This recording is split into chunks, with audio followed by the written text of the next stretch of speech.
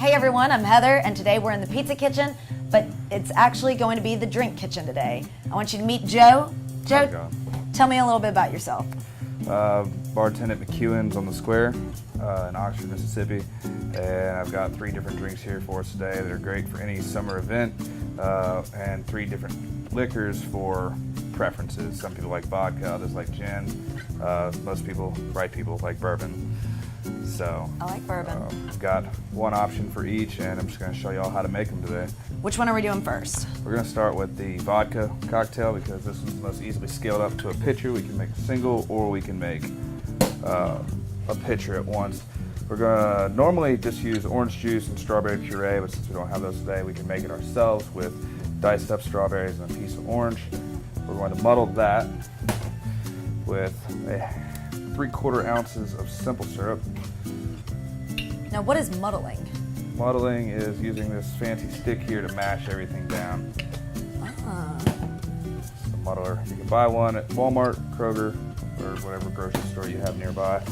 What kind of summer fruits do you usually see in cocktails? Well, we're going to use a lot of strawberries, blueberries, peaches, but peaches are interchangeable for both winter and for summer. So use a lot of peach. Mint is really good in the summer.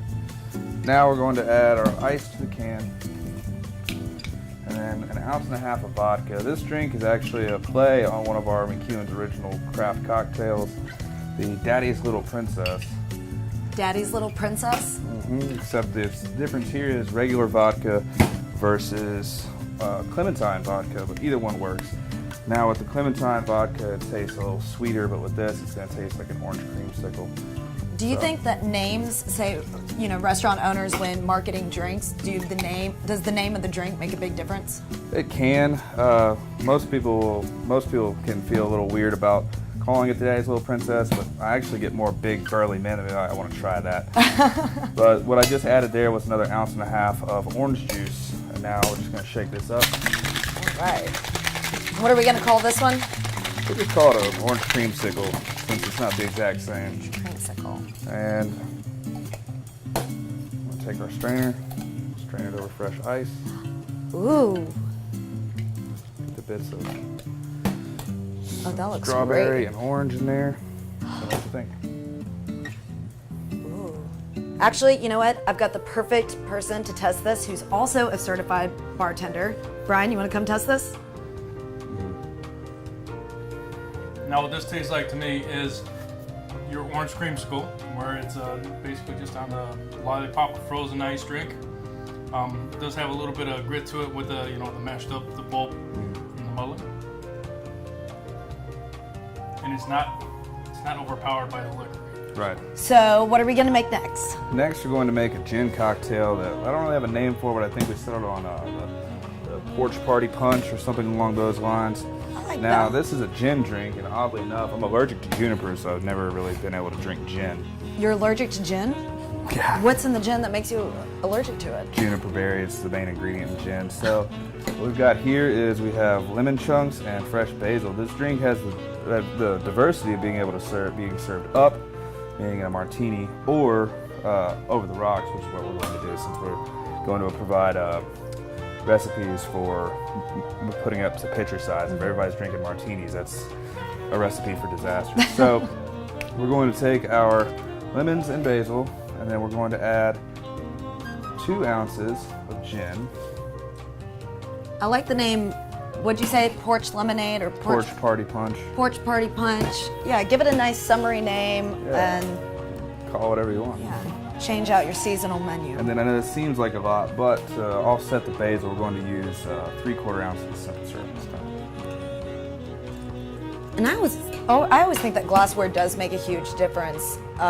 Serving it out of plastic, I get it if it's a bar that's going really fast, but having nice glassware, to me, I think makes a big difference. Right. What do you think?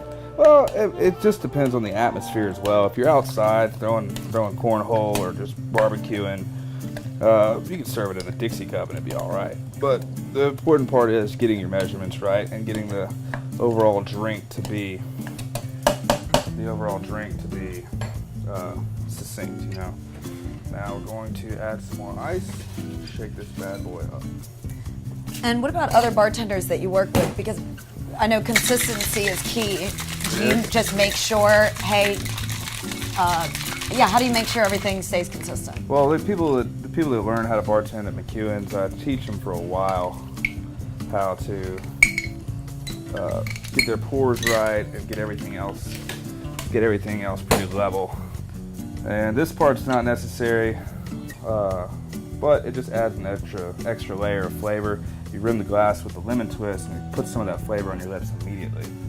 And then once you serve it, or if you just put it into the pitcher, break up the mint with a Now, why did you just smash it like that? It opens up the oils that are in the drink, or that are in the leaf, to kind of get into the drink. Oh.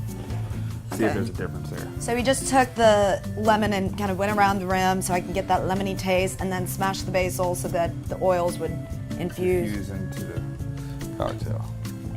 Oh, that does make a big difference. Yeah. Now you have it. The porch party punch. All right, we're on round 3. What are we making next? Now we're going to make my favorite out of all the summer drinks, the bourbon punch.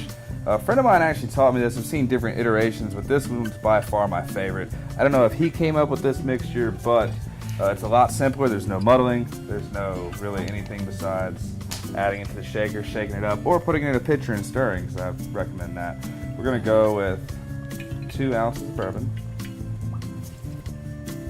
What is that called? I know it's a measuring unit, but It's called a jigger. Oh, that, yeah, I knew that. Jigger, jigger. Jigger. Next, we are going to add 1 ounce of orange juice. When you're mixing this in the shaker, does it matter, what Order you put it in? Yeah, the order. No, not really. I just always add if there's ever grenadine, I just add the grenadine last because it's so thick and dense. It'll just, I want it to get incorporated in. I don't want it to sink to the bottom and kind of stay there. So grenadine always lasts. And then 1 ounce pineapple juice. And just a splash for color of the grenadine.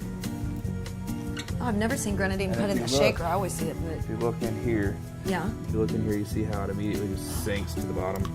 Oh, yeah. If I put it in there before, it would just kind of coat the bottom. And Shake it like a Polaroid picture. Come on, now shake it. Shake it. And you can get the same effect with this with stirring. Just add the grenadine as you serve it. Okay. Ooh, that looks good. That kind of looks like a smoothie or a... Garnish with an orange wheel. How much of that? Love it. Look how he cut beforehand when he was getting the garnishes ready. This is a wheel that he cut in half, but look how he kind of spun it and then also has it hanging off the top. Just makes it pretty. All right. Whoa. Good stuff? Good stuff. I agree. All right, everyone, there you have it. We've got our 3 summer cocktails, and you can steal these and use them for your summer seasonal cocktail menu. And thank you so much, Joe, for joining us in the test kitchen. Cheers. Salud. Sancho.